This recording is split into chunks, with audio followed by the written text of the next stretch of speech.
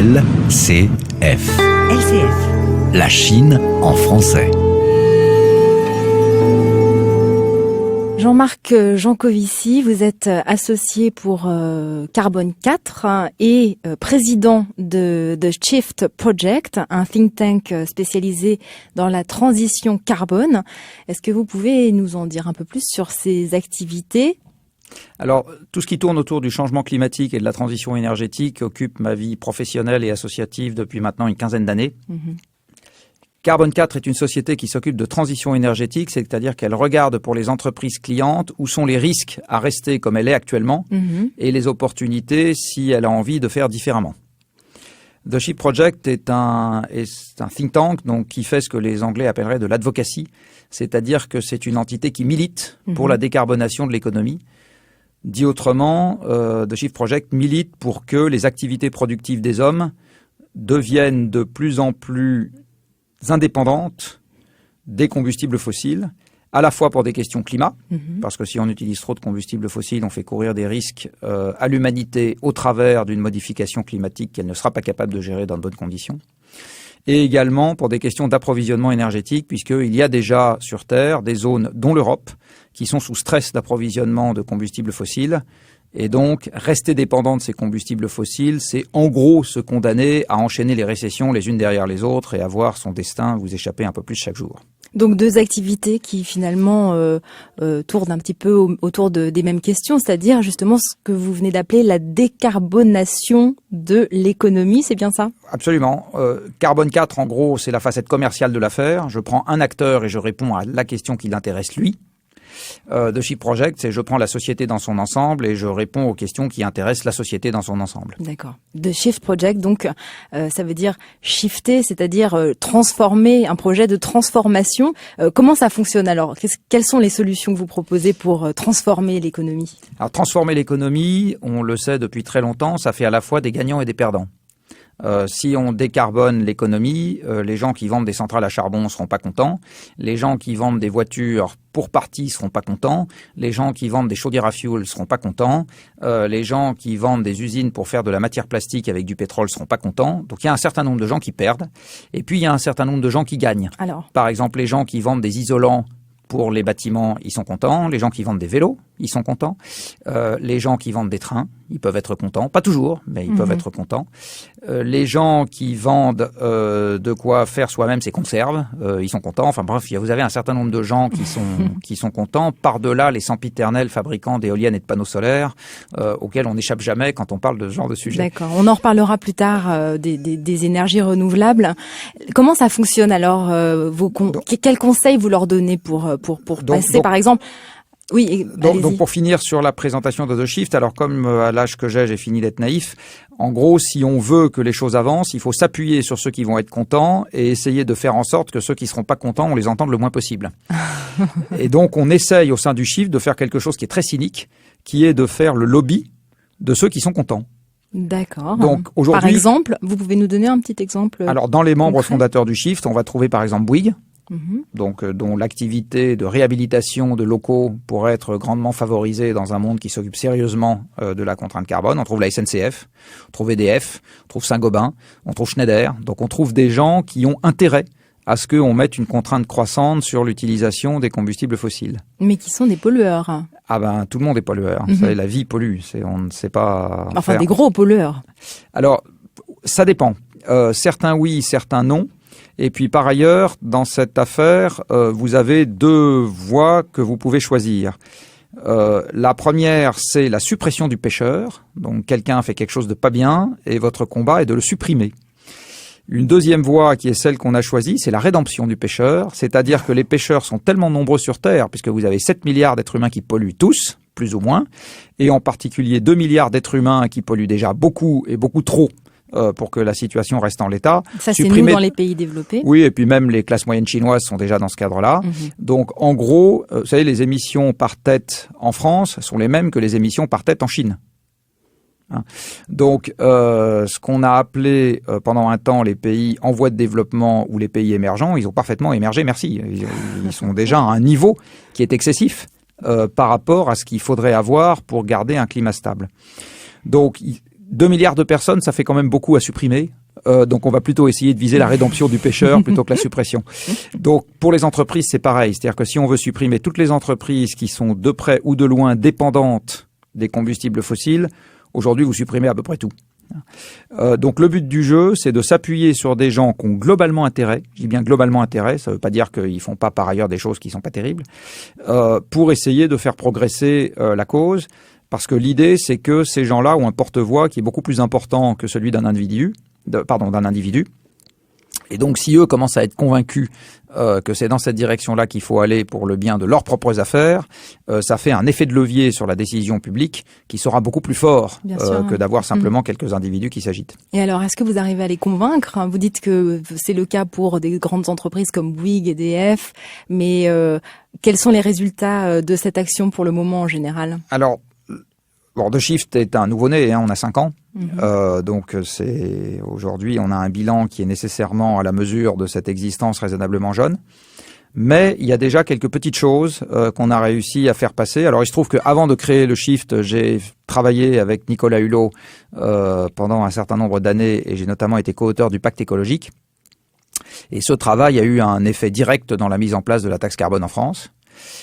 Au sein du Shift, on a travaillé beaucoup sur la question de la réhabilitation du patrimoine bâti, ce qu'on appelle la rénovation thermique des logements. Et on a contribué à ce que dans la loi de transition, il y ait quelque chose sur ce sujet-là, sur, en gros, l'obligation de faire un diagnostic de tous les bâtiments, puis une forme de mise en conformité avec le temps. Alors pour le moment, l'obligation est très timide dans la loi, mais enfin, c'est un début. On a contribué directement à inspirer une des mesures du plan Juncker, qui a été voté au Parlement européen il y a maintenant quelques mois. D'accord. Quel plan exactement? C'est le grand plan d'investissement de Juncker qui veut en gros faire une relance en Europe par les investissements. Et dans les mesures importantes de ce plan, il y a notamment une mesure de réhabilitation du parc public tertiaire, ou tertiaire public comme on veut. Donc tout ce qui est casernes, gendarmerie, hôpitaux, etc. Et là, on a fait une proposition assez fouillée qui a fini par trouver son chemin jusqu'à la Commission et qui a inspiré directement une des mesures du plan Juncker. On a également le discours public d'un certain nombre d'entreprises qui a été directement inspiré par l'action qu'on a pu mener au Shift ou que les gens qui ont fini par se retrouver au Shift ont pu mener quand ils n'étaient pas encore au Shift, parce que tout ça procède d'une histoire. Donc, on commence à avoir quelques effets observables. Alors, on a également été partenaire du Business and Climate Summit qui a été organisé à Paris. À l'UNESCO. À l'UNESCO, voilà, en mai dernier. Nous sommes co-initiateurs, donc cofondateurs quelque part, du premier salon mondial sur l'économie décarbonée qui va se tenir à Paris en octobre et qui s'appellera World Efficiency. Donc on commence à avoir quelques réalisations à notre actif. LCF. La Chine en français.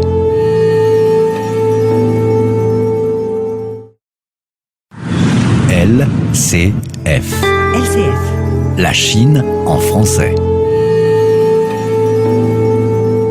Alors Jean-Marc Jancovici, quand on parle de changement climatique, de quoi parle-t-on exactement? Sans vouloir être excessivement catastrophiste, mais quand même pour utiliser un mot simple, on parle de recevoir éventuellement une claque d'une ampleur dont on n'a pas idée. Tout le monde a en tête cette différence de quelques degrés de la moyenne planétaire qui pourrait séparer aujourd'hui de 2100. Alors, en général, quand on dit ça, les gens, ils n'ont pas peur, ça les rassure presque, parce que quelques degrés, c'est moins que la différence de température entre ce matin et cet après-midi. Oui. Ils se disent qu'il fera plus beau à la limite. Oui, exactement, qu'ils mettront leur maillot de bain plutôt dans l'année. Et puis par ailleurs, en 2100, je serai mort, mes enfants seront morts, mes petits-enfants seront peut-être morts, donc bon.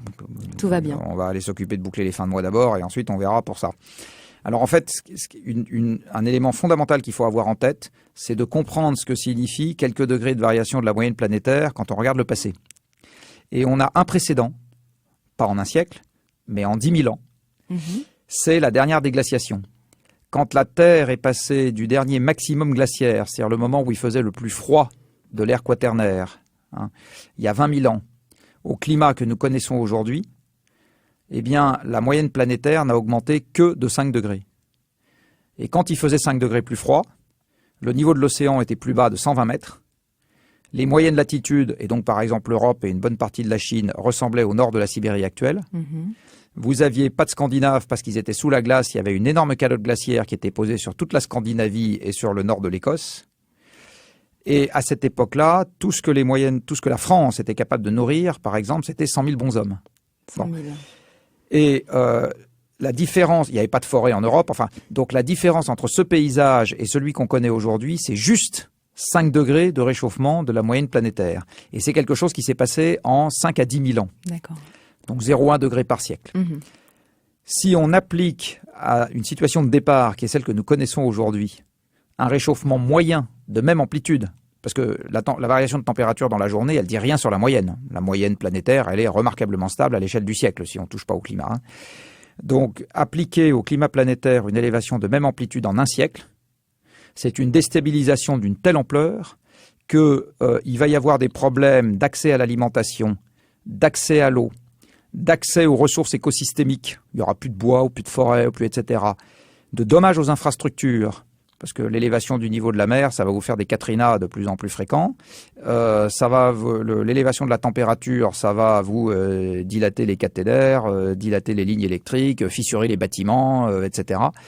La succession des choses désagréables qui vont se passer, les migrations qui s'en suivront, tout ça va probablement aboutir, si on fait l'expérience jusqu'à son terme, ce que je ne souhaite pas, à un monde qui redeviendra chaotique, guerrier, violent, pas démocratique du tout. On verra apparaître des régimes totalitaires un peu partout en réponse à la contrainte. Et c'est pas juste un problème de maillot de bain mis un peu plus tôt dans l'année. C'est un problème de monde, encore une fois, qu'on va créer, qui sera beaucoup plus désagréable que l'idée qu'on peut s'en faire. Et donc c'est bien ça qu'il s'agit d'éviter. Et alors, tout ça du fait de la présence de l'homme sur Terre, puisque donc aujourd'hui, plus personne ou presque ne remet en question l'origine anthropique de ces changements climatiques.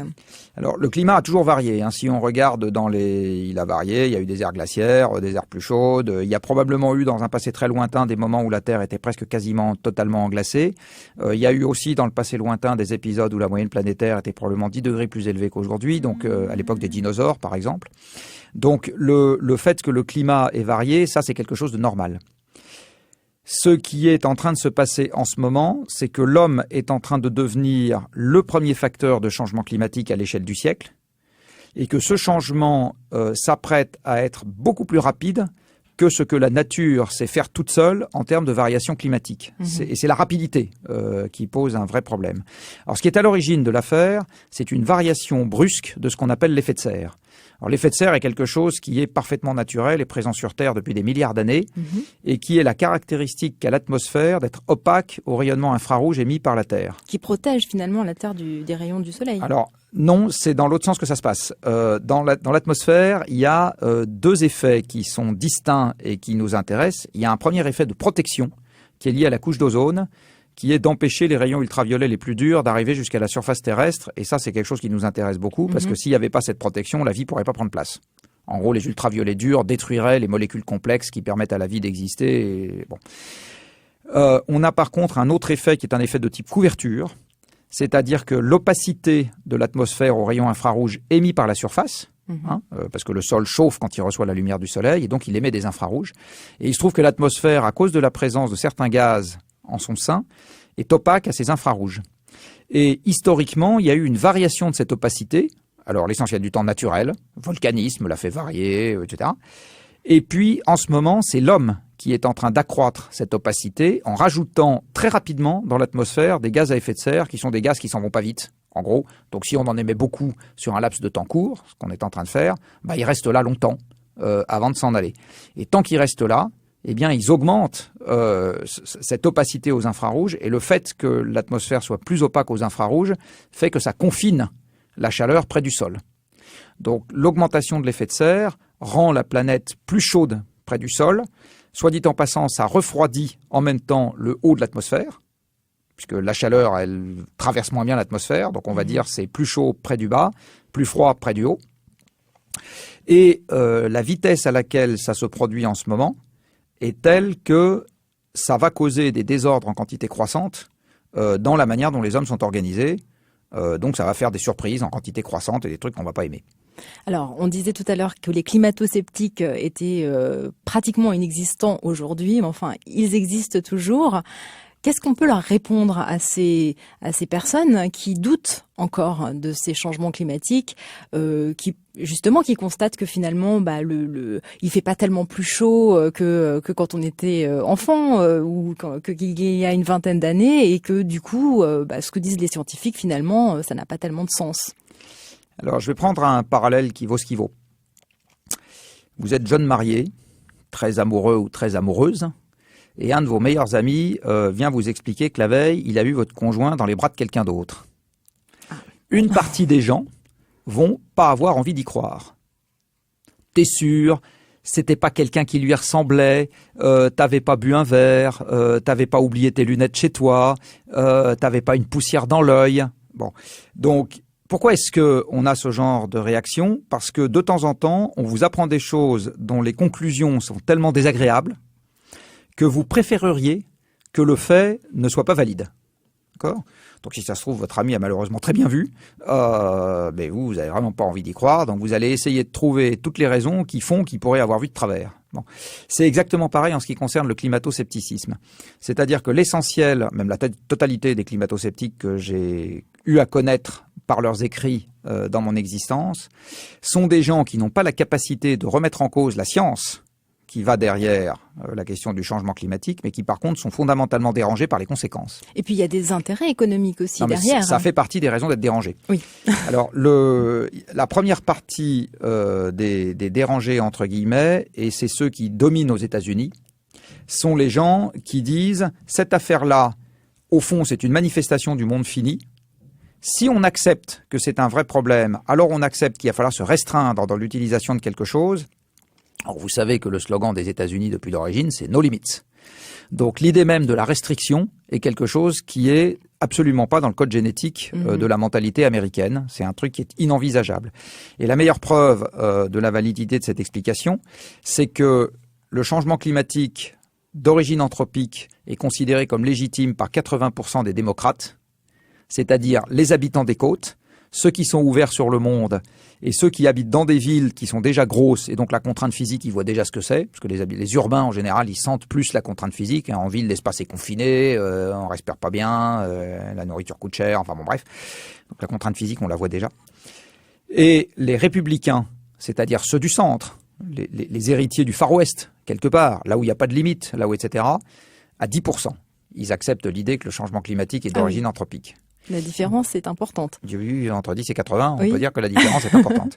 Donc le climato-scepticisme aux États-Unis, c'est la marque d'une conviction libérale qui est qu'il n'est pas légitime qu'il y ait des limites à l'activité humaine. Et une fois que vous avez cette conviction profondément chevillée au corps, faites le chemin à l'envers. Puisque vous ne voulez pas de contrainte, eh bien tout ce qui pourrait donner lieu à une contrainte est nécessairement invalide. Donc en particulier, la science du changement climatique est invalide. Les gens... Alors, là où le grand public devient perdu, c'est que ces gens-là, quand ils sont invités dans les médias, sont invités par des journalistes qui n'ont pas la capacité technique de les réfuter. Parce qu'un journaliste, il n'est pas scientifique, il n'est pas payé pour faire des recherches. D'accord ? Je confirme. Donc, c'est pas son métier. Et donc, en fait, il ne se rend pas compte qu'il vient d'inviter quelqu'un qui s'exprime sur un terrain où il n'est pas légitime. La seule bonne manière, et je vais finir par ça, de remettre en cause la science, elle est très simple, c'est une règle de processus. Si vous pensez, par exemple, que le changement climatique est dû aux variations d'activité du Soleil, eh bien, vous commencez par faire une campagne de mesure qui permet de détecter les variations du Soleil, l'effet sur la température au sol de ces variations du Soleil, et vous publiez dans une revue scientifique à comité de lecture ce que vous avez trouvé et en quoi ça invalide une conclusion qui était précédemment admise.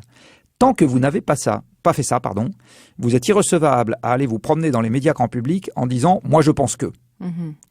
Or, pas un, je dis bien pas un, climato-sceptique de moi connu, pas un, n'a à l'appui de ce qu'il avance la publication scientifique qui permettrait de dire ce que je dis est fondé. Pas un. Donc la raison pour laquelle le climato-scepticisme existe, c'est parce que malheureusement dans le monde médiatique, on ne connaît pas cette règle de processus. Sinon, on ferait très vite le tri entre les gens qui sont légitimes et les gens qui ne le sont pas. Et donc, on n'inviterait pas les climato-sceptiques sur le thème « Vous êtes capable de remettre en cause la science », on les inviterait sur le thème « La science vous dérange et expliquez-moi pourquoi ».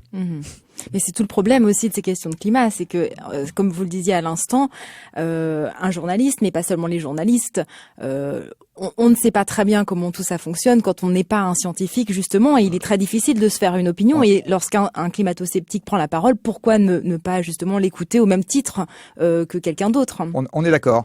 Eh ben, il faut malheureusement se retrancher derrière une règle de processus qui est la seule qui garantisse la confiance. Pourquoi est-ce que vous acceptez l'idée que le prof de votre enfant au collège soit bien prof dans le collège? Parce qu'il y a eu une règle de processus, c'est qu'on lui a fait passer un examen, et que s'il ne réussit pas l'examen, il n'est pas prof. Donc c'est pas vous en direct qui êtes allé vérifier qu'il sait faire une addition ou qu'il connaît correctement le subjonctif. C'est quelqu'un d'autre qui s'en est chargé, et vous faites confiance à la règle de processus, qui globalement fonctionne à peu près. Il y a toujours des moments où ça fonctionne pas, mais globalement, elle fonctionne. En tout cas, c'est la meilleure garantie que vous avez. Eh bien, dans la science, il y a aussi une règle de processus. Et c'est la règle derrière laquelle il faut se retrancher. Donc un climato-sceptique qui veut prendre la parole, la seule question à lui poser, c'est où est la référence de la publication scientifique qui vous permet de dire ça. Tant qu'il n'est pas capable de répondre à cette question, c'est même pas la peine de l'écouter sur le reste. LCF. La Chine en français.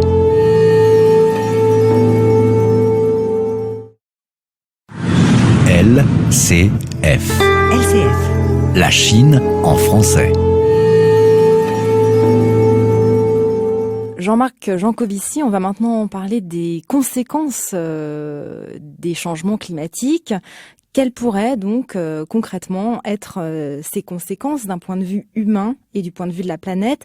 Je pense en particulier à la question des déplacés, une question qui nous touche beaucoup actuellement avec les événements récents des migrants venus notamment de Syrie.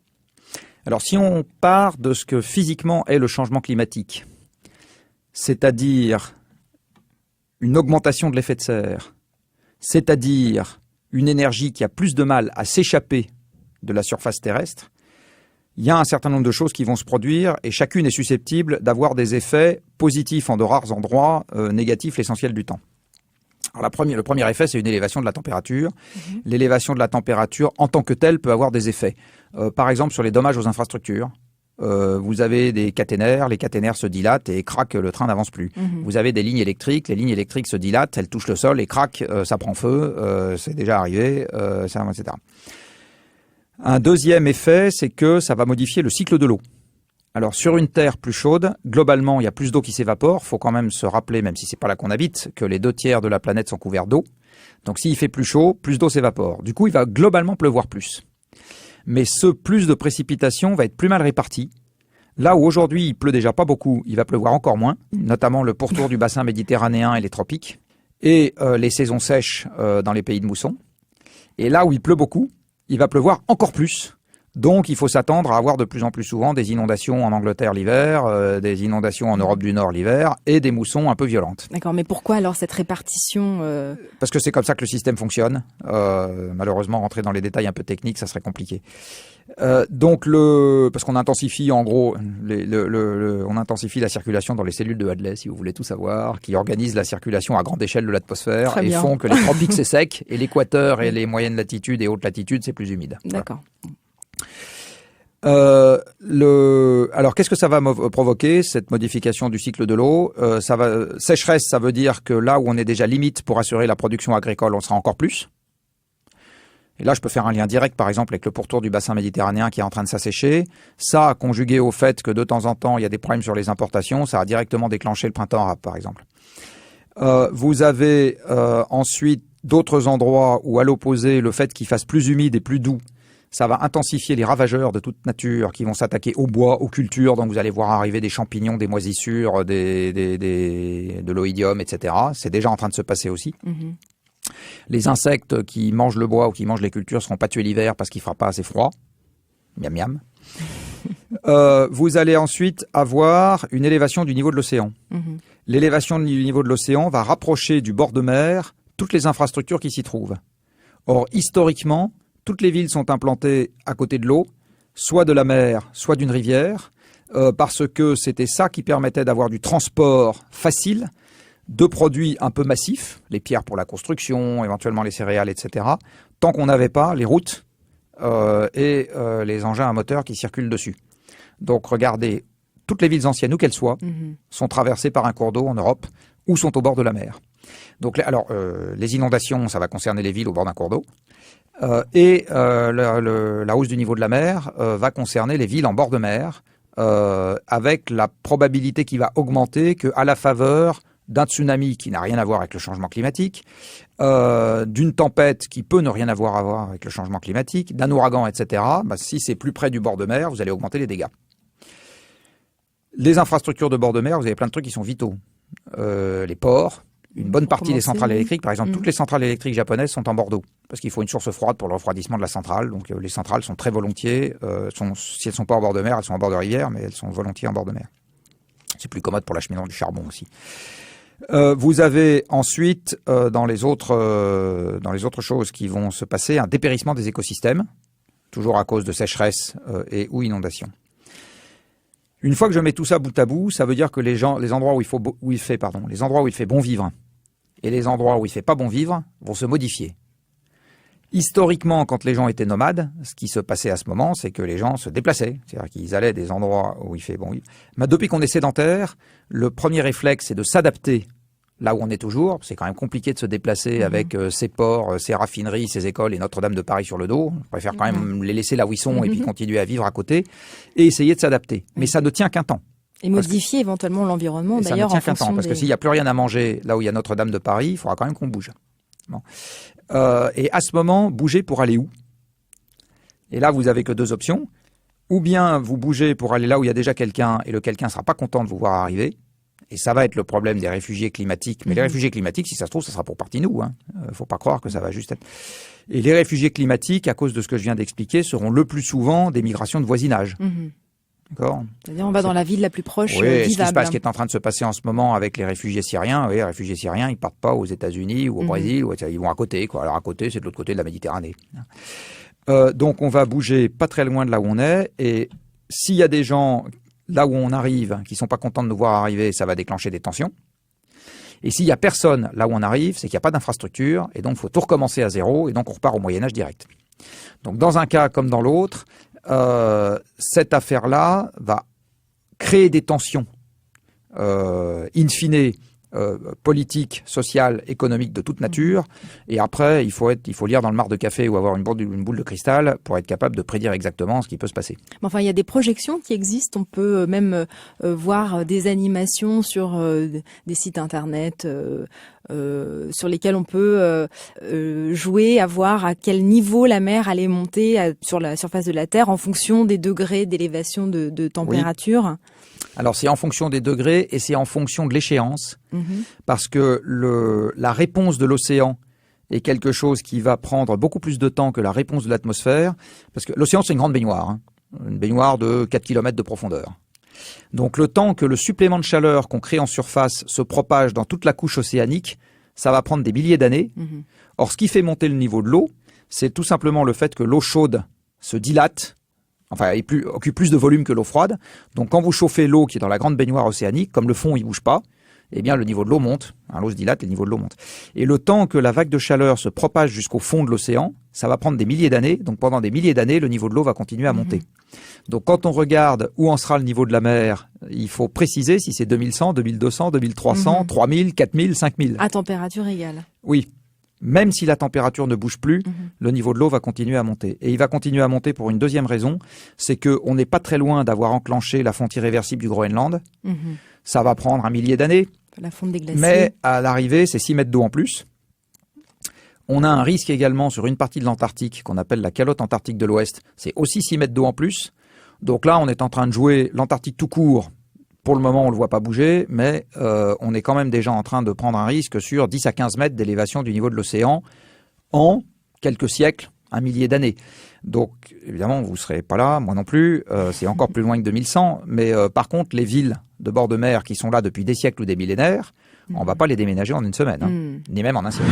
LCF. La Chine en français.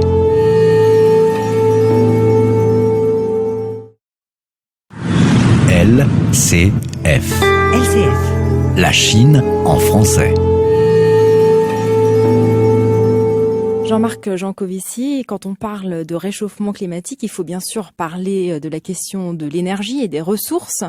Tout d'abord, est-ce que vous pouvez nous dire 2 mots sur la question des coûts de l'énergie ?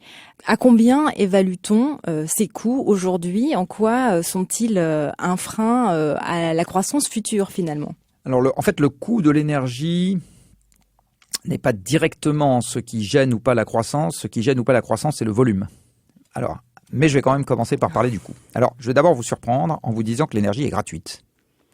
C'est-à-dire ? Toute l'énergie est gratuite. Eh bien, vous savez que dans le discours écologiste, on a coutume de dire le soleil est gratuit. Bon, effectivement, personne n'a rien payé pour que le soleil brille.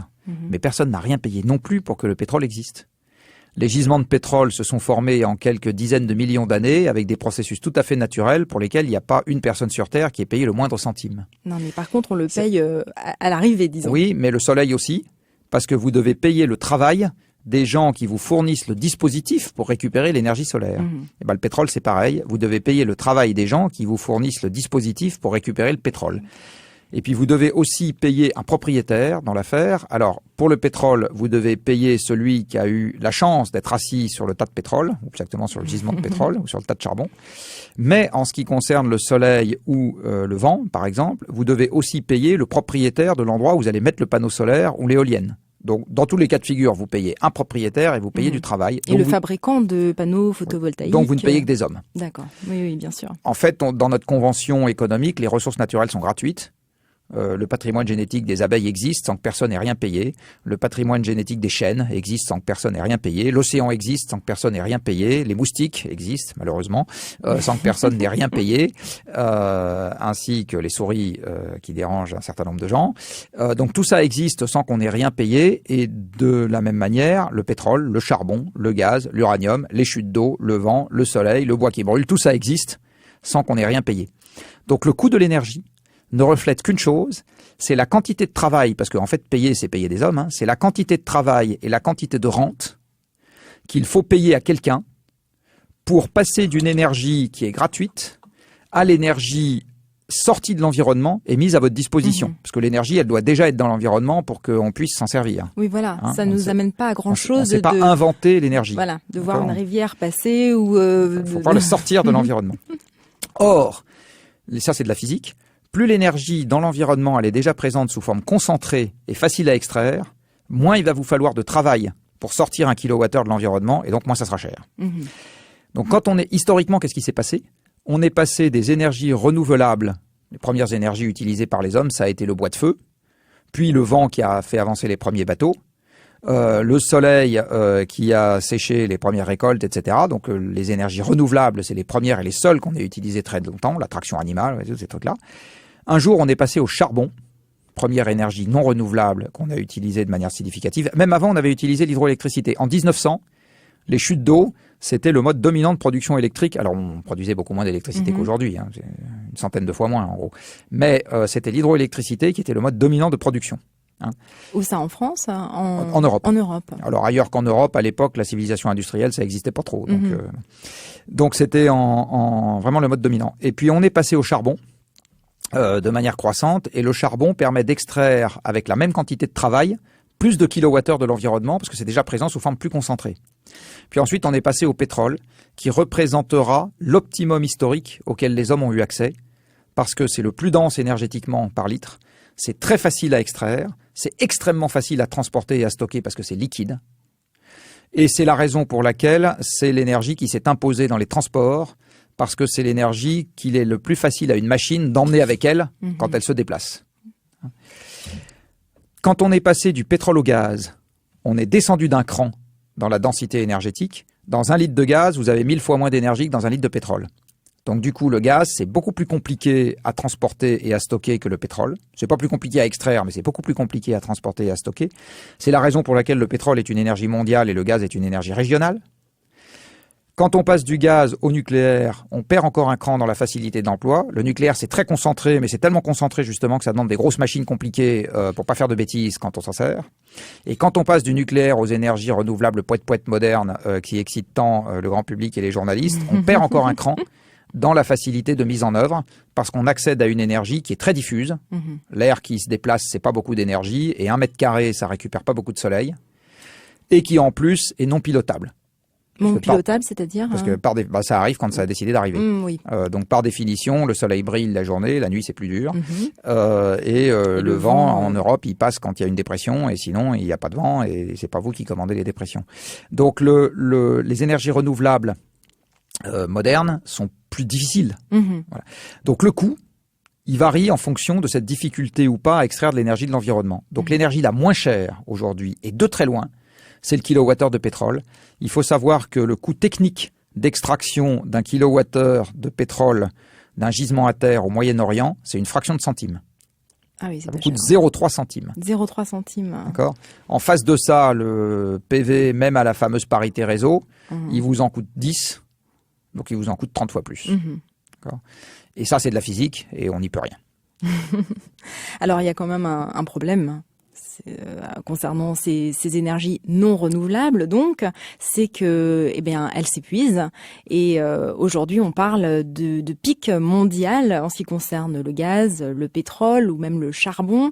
Ce sont donc les dates auxquelles on considère que on a atteint le maximum d'utilisation de ces ressources et que par la suite, elles ne vont faire que diminuer. Aujourd'hui, c'est aussi quelque chose qui constitue une menace pour notre système de fonctionnement, de croissance, puisque nous reposons essentiellement sur ces énergies.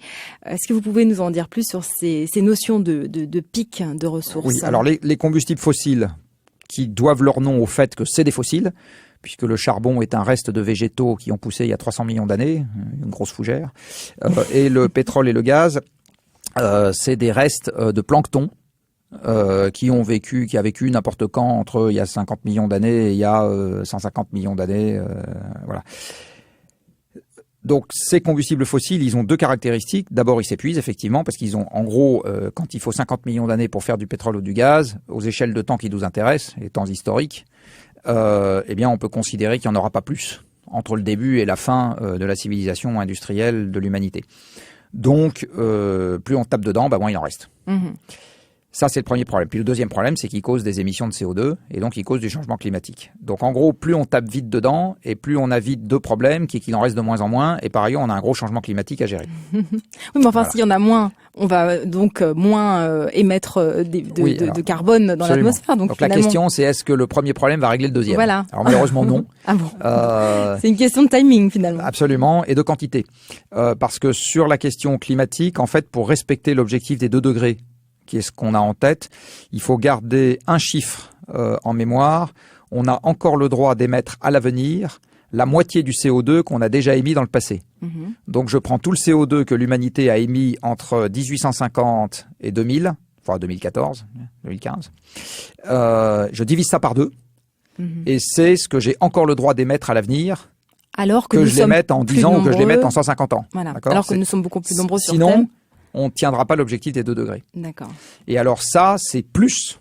Pardon, cette quantité-là, c'est beaucoup moins que ce que je peux encore extraire du sol en charbon, en pétrole et en gaz. Ah, tout de même. Ah oui, c'est beaucoup moins. Voilà. Il n'empêche, par contre, que sur le pétrole, donc on va commencer par parler du pétrole, le pic, c'est pas un objet virtuel, c'est ce qu'on est en train de vivre en ce moment. Il a été directement à l'origine des troubles économiques qui ont démarré aux États-Unis en 2006, qui ont provoqué la chute de Lehman Brothers et le pataquès financier qui a provoqué une superbe récession en 2009. Récession dont les pays de l'OCDE ne sont toujours pas sortis, puisque si vous regardez aujourd'hui les flux physiques, la production industrielle, les tonnes kilomètres en camion, les logements construits, etc., des pays de l'OCDE, ils sont globalement sous leur niveau de 2007. D'accord. La production industrielle de la France est 15% ou 10%, ça dépend de l'unité de compte qu'on utilise, sous le niveau de 2007. C'est vrai dans tous les pays européens, grosso modo, sauf en Allemagne et en Pologne. Même aux États-Unis, ils sont tout juste revenus à leur niveau de 2007 en production industrielle. Le Japon est en dessous. Alors la Chine est très au-dessus, mais dans les pays de l'OCDE, je parle bien des pays de l'OCDE, on est globalement en dessous. du niveau de 2007. Alors. Donc la décroissance, elle a commencé. D'accord, c'est pas juste. Donc on n'est pas en train de vivre une crise en ce moment. On est en train de vivre le début d'une mutation. Alors les gens ne le comprennent pas comme ça. Donc ils pensent qu'il suffit de faire la danse de la pluie et la croissance reviendra. Malheureusement, c'est pas mon avis. Je pense qu'on est en train de vivre la phase, l'âge mûr, on va dire, la civilisation industrielle dans les pays de l'OCDE. Il va falloir faire avec, quoi. On parlera de la croissance dans un autre entretien. Alors, ceci est lié à cela étant. Alors, le déclencheur pour moi, c'est le fait que la quantité de pétrole produite dans le monde n'augmente plus depuis 2005. Et là, je parle bien de vrai pétrole, c'est-à-dire ceux qui sortent de terre sous forme de pétrole. Parce que dans les statistiques qu'on publie, une petite subtilité, c'est qu'on agrège ce qui sort de terre sous forme de pétrole avec des molécules qui sortent de terre avec le gaz, mais qui, moyennant certains traitements, deviennent liquides, mais ne constituent pas pour autant du pétrole et ne permettent pas de faire ce que permet de faire le pétrole. Pour être un peu plus précis, on met dedans ce qu'on appelle les liquides de gaz. Les liquides de gaz, c'est le butane, le propane, l'éthane et le pentane. Si vous êtes chauffé au GPL, si vous roulez au GPL ou si vous faites la cuisine sur un réchaud d'une marque que je ne nommerai pas, eh bien vous utilisez ce genre de gaz, mais on n'en fait pas ce qu'on fait avec le pétrole. Et vous avez également ce qu'on appelle des condensats, qui eux sont raisonnablement proches du pétrole et qui sortent avec le gaz. Si vous regardez ce qui sort vraiment sous forme de pétrole, d'accord, que ce soit du pétrole de schiste ou pas, soit dit en passant, eh bien depuis 2005, les statistiques montrent que la production mondiale n'augmente plus. Et le miracle, entre guillemets, du pétrole de schiste aux États-Unis, il a juste compensé le déclin qui a été concomitant dans les autres régions du monde. La mer du Nord, par exemple, est en déclin très rapide depuis l'an 2000. Le bug de l'an 2000, il a vraiment eu lieu dans la mer du Nord et ça se traduit par un déclin de 5% de la production pétrolière de la zone tous les ans. Vous avez d'autres pays qui sont en déclin, un certain nombre de pays africains sont déjà en déclin. Vous avez, enfin bon, bref, donc le déclin, c'est un truc qui est normal.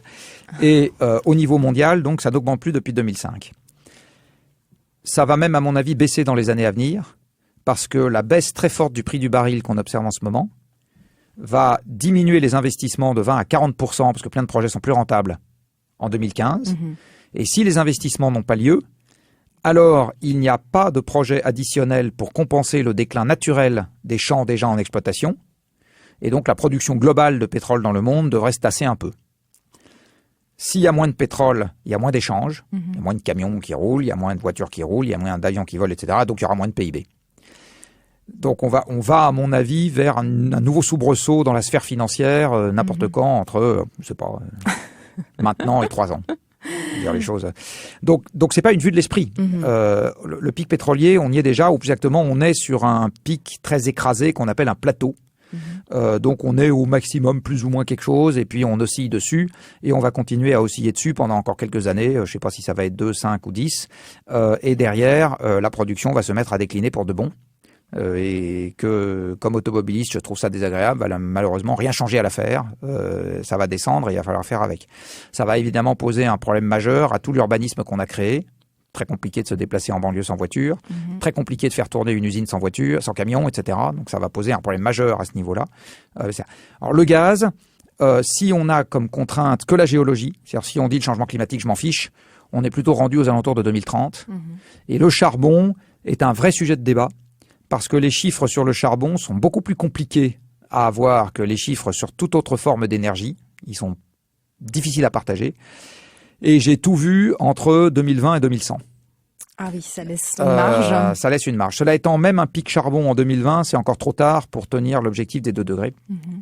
Il y a un certain nombre de gens, pour finir là-dessus, puisque nous sommes presque en terre chinoise ici, qui pensent que l'objectif avancé par la Chine de commencer à entamer le déclin de ses émissions en 2030 ne correspond à rien d'autre qu'au pic de la production de charbon en Chine.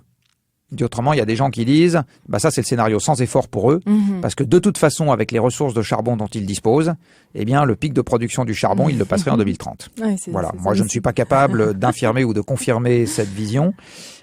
Par contre, ce que je sais, mon estimation, c'est que le pic de production du charbon, si on a comme seule contrainte que la géologie, il est 2050, plus ou moins 20 ans. Non, parce que je rappelle que la Chine donc a annoncé son pic de pollution pour 2030, oui. donc officiellement récemment. Absolument. Ce qui était plutôt une bonne nouvelle. Absolument. Enfin, non, c'est trop tard pour le problème climatique déjà. Mais c'était mieux que les précédentes prévisions. Mais c'est mieux que de dire je m'en fiche. Oui. En tout état de cause, donc les mauvaises langues dans le milieu des géologues disent mais c'est juste que c'est le pic de production de charbon chez elles. L'avenir le dira. On reparlera de la Chine plus tard et de ses bonnes intentions en matière de lutte contre le réchauffement climatique. LCF. La Chine en français.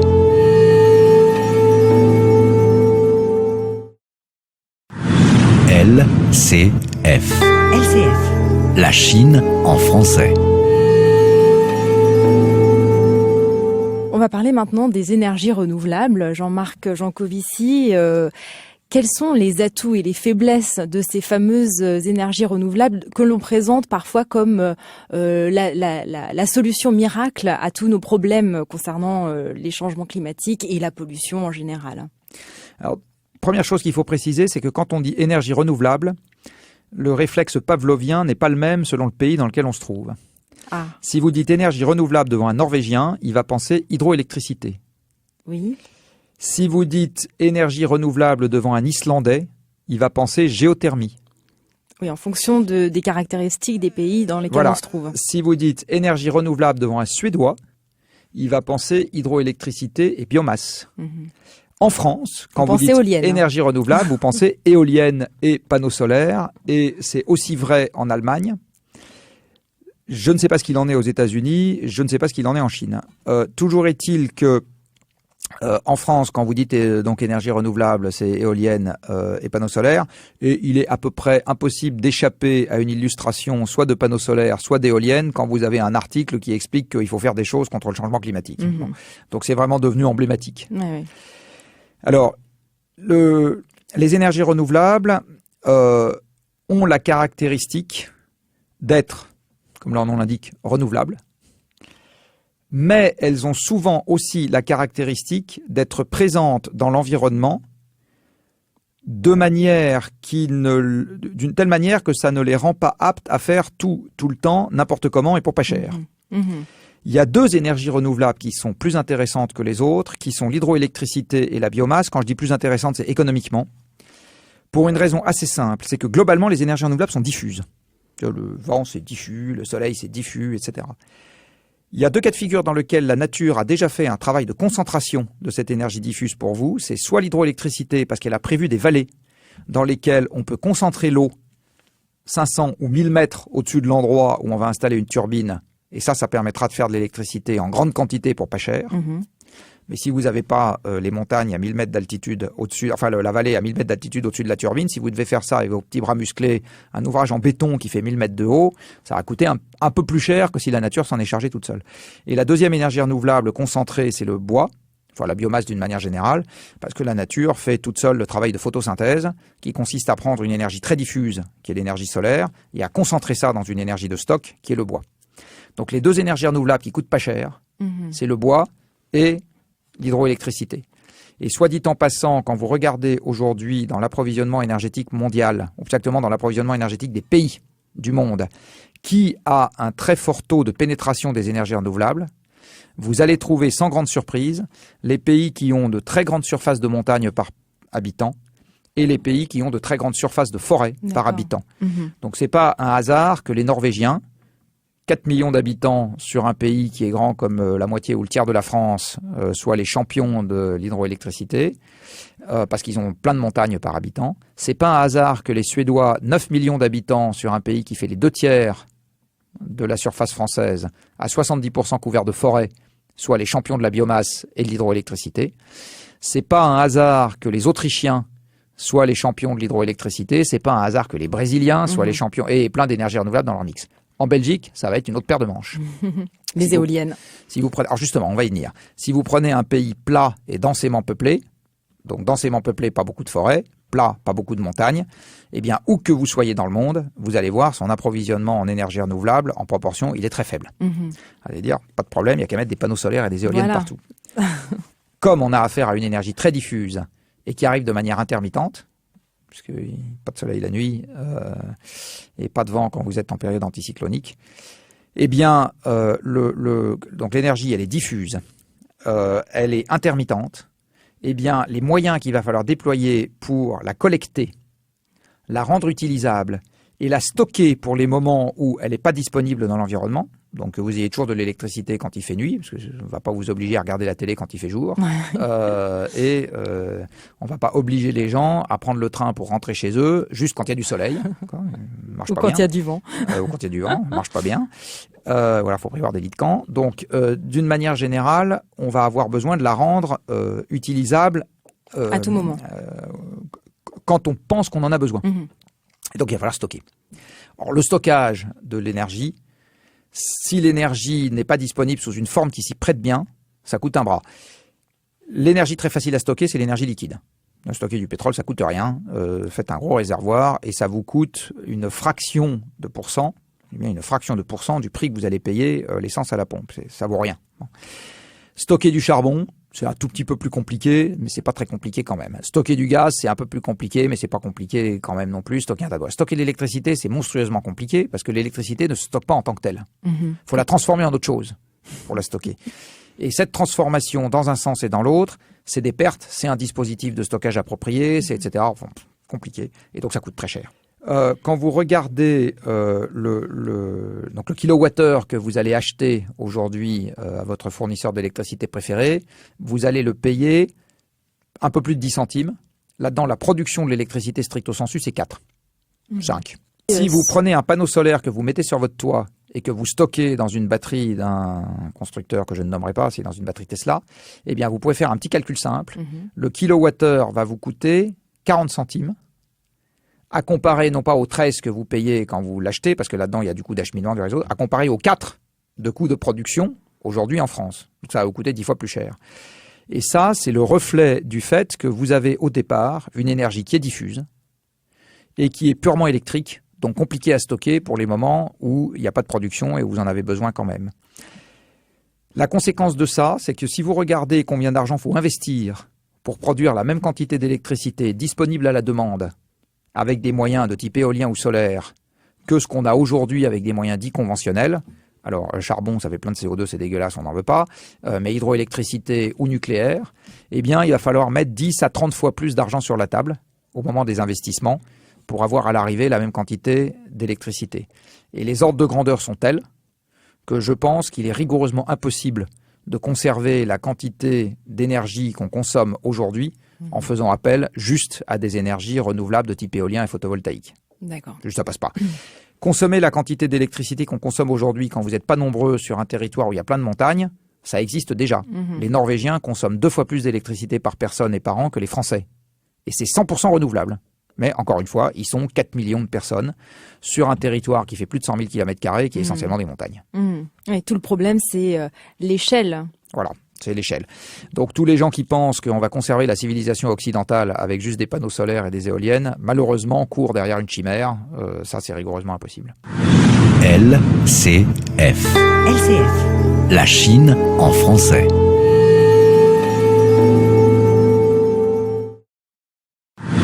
LCF. La Chine en français.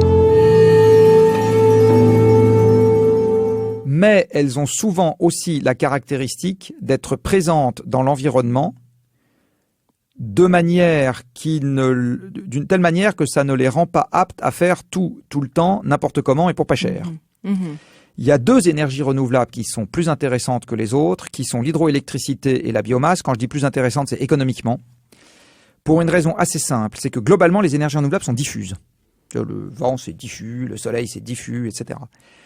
Il y a 2 cas de figure dans lesquels la nature a déjà fait un travail de concentration de cette énergie diffuse pour vous. C'est soit l'hydroélectricité, parce qu'elle a prévu des vallées dans lesquelles on peut concentrer l'eau 500 ou 1000 mètres au-dessus de l'endroit où on va installer une turbine. Et ça permettra de faire de l'électricité en grande quantité pour pas cher. Mais si vous n'avez pas les montagnes à 1000 mètres d'altitude au-dessus, enfin la vallée à 1000 mètres d'altitude au-dessus de la turbine, si vous devez faire ça avec vos petits bras musclés, un ouvrage en béton qui fait 1000 mètres de haut, ça va coûter un peu plus cher que si la nature s'en est chargée toute seule. Et la deuxième énergie renouvelable concentrée, c'est le bois, enfin la biomasse d'une manière générale, parce que la nature fait toute seule le travail de photosynthèse, qui consiste à prendre une énergie très diffuse, qui est l'énergie solaire, et à concentrer ça dans une énergie de stock, qui est le bois. Donc les deux énergies renouvelables qui coûtent pas cher, c'est le bois et l'hydroélectricité. Et soit dit en passant, quand vous regardez aujourd'hui dans l'approvisionnement énergétique mondial, ou exactement dans l'approvisionnement énergétique des pays du monde, qui a un très fort taux de pénétration des énergies renouvelables, vous allez trouver sans grande surprise les pays qui ont de très grandes surfaces de montagne par habitant et les pays qui ont de très grandes surfaces de forêt par habitant. Donc c'est pas un hasard que les Norvégiens, 4 millions d'habitants sur un pays qui est grand comme la moitié ou le tiers de la France, soient les champions de l'hydroélectricité, parce qu'ils ont plein de montagnes par habitant. C'est pas un hasard que les Suédois, 9 millions d'habitants sur un pays qui fait les 2 tiers de la surface française, à 70% couvert de forêt, soient les champions de la biomasse et de l'hydroélectricité. C'est pas un hasard que les Autrichiens soient les champions de l'hydroélectricité. C'est pas un hasard que les Brésiliens soient les champions et plein d'énergie renouvelable dans leur mix. En Belgique, ça va être une autre paire de manches. Les éoliennes. Si vous prenez, alors justement, on va y venir. Si vous prenez un pays plat et densément peuplé, donc densément peuplé, pas beaucoup de forêts, plat, pas beaucoup de montagnes, eh bien, où que vous soyez dans le monde, vous allez voir son approvisionnement en énergie renouvelable, en proportion, il est très faible. Allez dire, pas de problème, il n'y a qu'à mettre des panneaux solaires et des éoliennes partout. Comme on a affaire à une énergie très diffuse et qui arrive de manière intermittente, puisque pas de soleil la nuit et pas de vent quand vous êtes en période anticyclonique, eh bien, donc l'énergie, elle est diffuse, elle est intermittente. Eh bien, les moyens qu'il va falloir déployer pour la collecter, la rendre utilisable et la stocker pour les moments où elle n'est pas disponible dans l'environnement, donc que vous ayez toujours de l'électricité quand il fait nuit, parce qu'on ne va pas vous obliger à regarder la télé quand il fait jour, on ne va pas obliger les gens à prendre le train pour rentrer chez eux juste quand il y a du soleil, marche ou pas quand bien. Il y a du vent. Ou quand il y a du vent, marche pas bien. Voilà, faut prévoir des lits de camp. Donc, d'une manière générale, on va avoir besoin de la rendre utilisable à tout moment, quand on pense qu'on en a besoin. Et donc, il va falloir stocker. Alors, le stockage de l'énergie, si l'énergie n'est pas disponible sous une forme qui s'y prête bien, ça coûte un bras. L'énergie très facile à stocker, c'est l'énergie liquide. Stocker du pétrole, ça coûte rien. Faites un gros réservoir et ça vous coûte une fraction de pourcent, eh bien une fraction de pourcent du prix que vous allez payer l'essence à la pompe. Ça vaut rien. Bon. Stocker du charbon, c'est un tout petit peu plus compliqué, mais c'est pas très compliqué quand même. Stocker du gaz, c'est un peu plus compliqué, mais c'est pas compliqué quand même non plus. Stocker un tas de bois. Stocker l'électricité, c'est monstrueusement compliqué parce que l'électricité ne se stocke pas en tant que telle. Faut la transformer en autre chose pour la stocker. Et cette transformation dans un sens et dans l'autre, c'est des pertes, c'est un dispositif de stockage approprié, c'est etc. Enfin, compliqué. Et donc ça coûte très cher. Quand vous regardez donc le kilowattheure que vous allez acheter aujourd'hui à votre fournisseur d'électricité préféré, vous allez le payer un peu plus de 10 centimes. Là-dedans, la production de l'électricité stricto sensu, c'est 4, 5. Si vous prenez un panneau solaire que vous mettez sur votre toit et que vous stockez dans une batterie d'un constructeur que je ne nommerai pas, c'est dans une batterie Tesla, eh bien vous pouvez faire un petit calcul simple. Le kilowattheure va vous coûter 40 centimes. À comparer non pas aux 13 que vous payez quand vous l'achetez, parce que là-dedans il y a du coût d'acheminement du réseau, à comparer aux 4 de coûts de production aujourd'hui en France. Donc ça va vous coûter 10 fois plus cher. Et ça, c'est le reflet du fait que vous avez au départ une énergie qui est diffuse et qui est purement électrique, donc compliquée à stocker pour les moments où il n'y a pas de production et où vous en avez besoin quand même. La conséquence de ça, c'est que si vous regardez combien d'argent il faut investir pour produire la même quantité d'électricité disponible à la demande, avec des moyens de type éolien ou solaire, que ce qu'on a aujourd'hui avec des moyens dits conventionnels. Alors, charbon, ça fait plein de CO2, c'est dégueulasse, on n'en veut pas. Mais hydroélectricité ou nucléaire, eh bien, il va falloir mettre 10 à 30 fois plus d'argent sur la table au moment des investissements pour avoir à l'arrivée la même quantité d'électricité. Et les ordres de grandeur sont tels que je pense qu'il est rigoureusement impossible de conserver la quantité d'énergie qu'on consomme aujourd'hui en faisant appel juste à des énergies renouvelables de type éolien et photovoltaïque. D'accord. Juste, ça passe pas. Consommer la quantité d'électricité qu'on consomme aujourd'hui quand vous n'êtes pas nombreux sur un territoire où il y a plein de montagnes, ça existe déjà. Les Norvégiens consomment 2 fois plus d'électricité par personne et par an que les Français. Et c'est 100% renouvelable. Mais encore une fois, ils sont 4 millions de personnes sur un territoire qui fait plus de 100 000 km2, qui est essentiellement des montagnes. Et tout le problème, c'est l'échelle. Voilà. C'est l'échelle. Donc tous les gens qui pensent qu'on va conserver la civilisation occidentale avec juste des panneaux solaires et des éoliennes, malheureusement, courent derrière une chimère. Ça, c'est rigoureusement impossible. LCF. LCF. La Chine en français.